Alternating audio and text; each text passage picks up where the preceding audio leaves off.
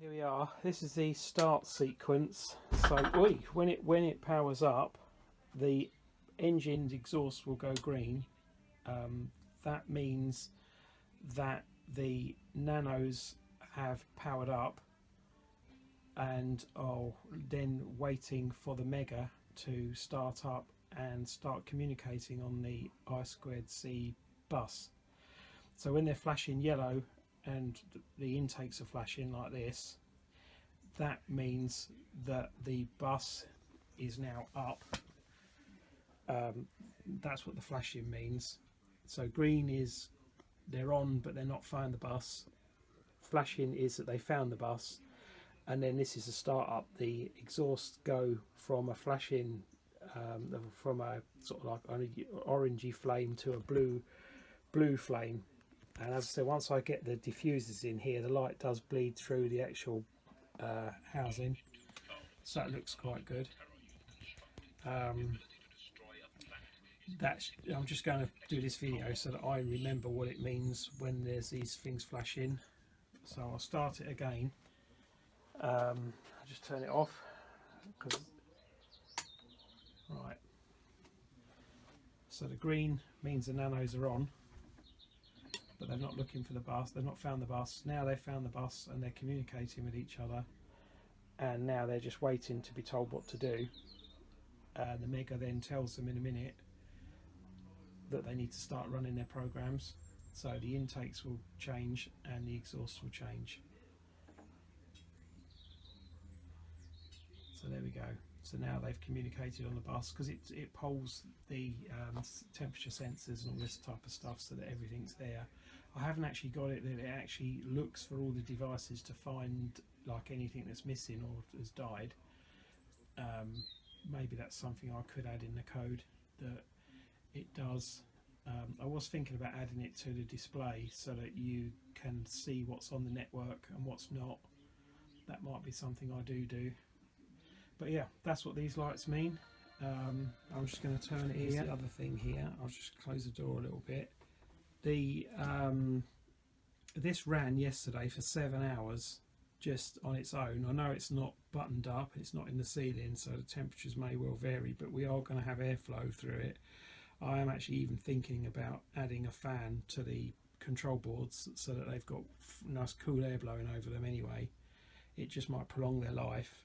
We are going to buy spares of, I think Dean's planning to buy spares, because obviously they're not going to make the Mega 2560 forever. It's probably in production one day, along with the nanos. I think they've already changed all the bootloaders and that have changed on the new ones, and they've got slightly less memory space. But you can probably put the old bootloader on them. I've not done that, but yeah, as I say, it ran for 7 hours yesterday.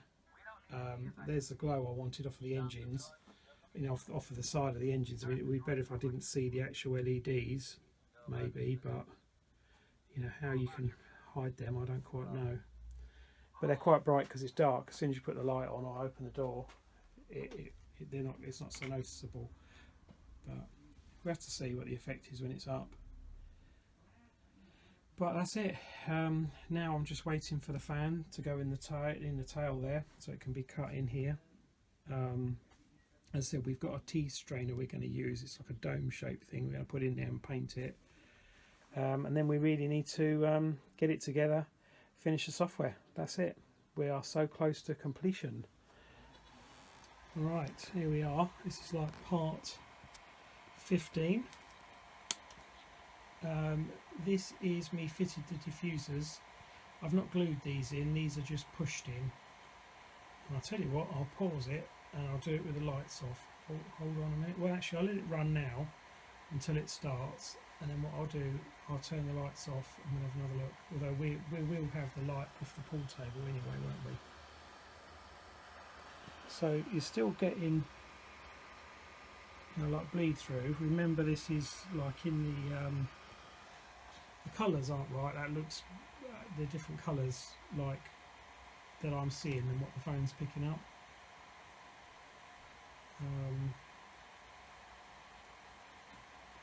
That's it, like fully running. So I'll pause it there and I will do it again. Let's pitch black this so it's not the same as what we would have There we are.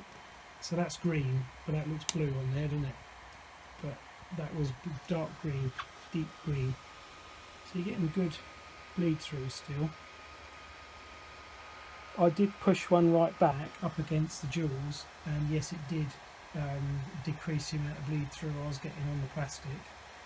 So I've tried to get them all the same depth. There's one that's slightly different, but trying to cut these things to the right size I found incredibly difficult, as most things are with this model, to be fair.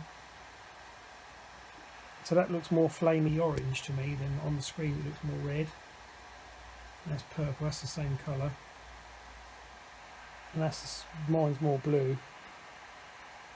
And that looks more whitey blue, but it's deep blue with the red or purple flashing like the flames.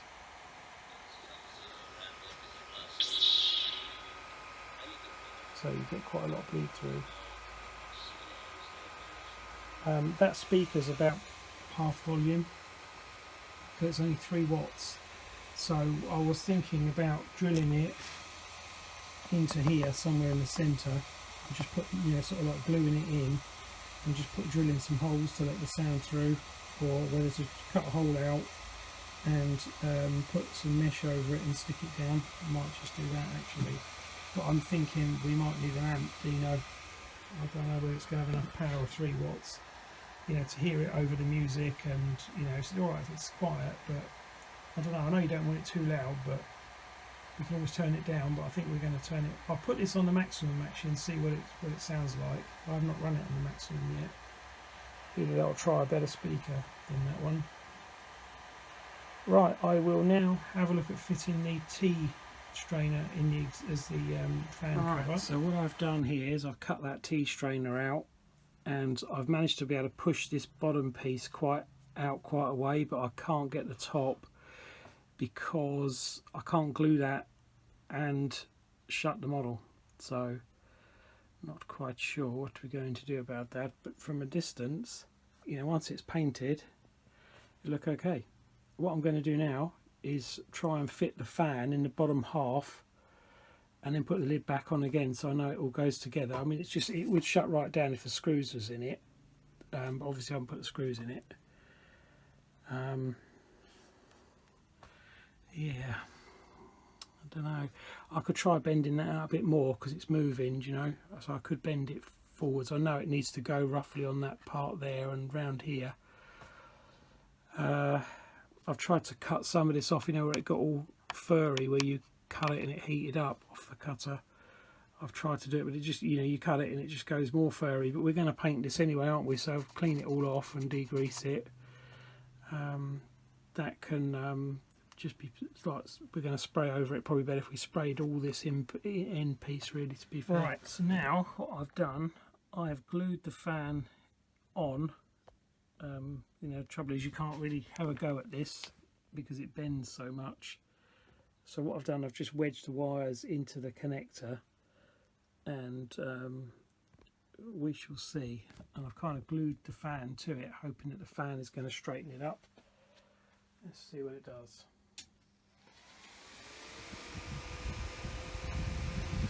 That's it on.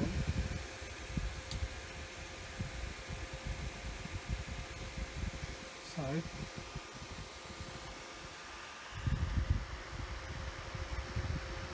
once we spray through there, that will probably lose that white brushless DC motor type of thing on it, with a bit of luck.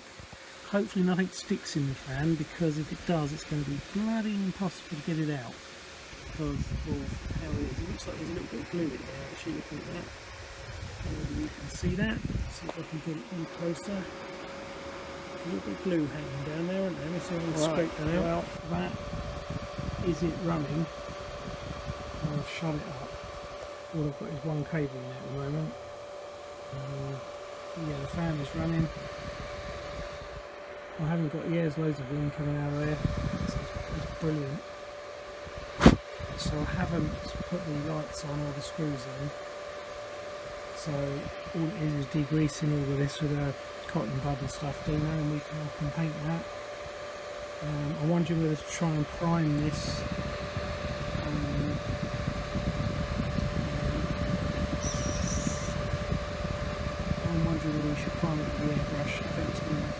mess than trying to do it with an aerosol. And an aerosol is going to just go everywhere. And this is it now, running with the lights on and the fans on, because we haven't actually run this model shut, have we? So what I'm going to do tomorrow is I'll hook this up, I think, on some wire or string or something, and I will leave it running out here for a few hours and monitor the temperatures. I can't monitor the temperatures on the display yet because it's technically dead. I haven't, those are just like boxes I've just typed numbers in. I mean, it works, but they're not accurate figures, so I'll need to put the laptop on because that reads the actual temperatures. So I'll put the laptop on tomorrow and just leave it, and it'll just record them over the hours that it runs, and I can just look at them later on and review it. But yeah, I'm pleased with that tonight. So here it is, it's up. I will connect the computer to it in a minute. I've just got to take the dog for a walk, and then what we'll do, so it doesn't bloody fall on it or something, because it'll do a lot of damage. Shouldn't do it, it's got quite a lot of, I've pulled it, it's quite tight, it's only on cables and just cable tied onto it, so we shall see. But the fan is all in there, and you can't see any lights in there really, can you? Bleeding through. Yeah, so well, this is that plugged in. I forgot to plug in the data cables, so I haven't been reading these sensors on the heat sinks, so I've just plugged that in. So we are now reading, there's the temperatures there, so it's just, I've changed a bit of the code so that it keeps running and reading the temperatures. So, oh hang on, let's playing the track here.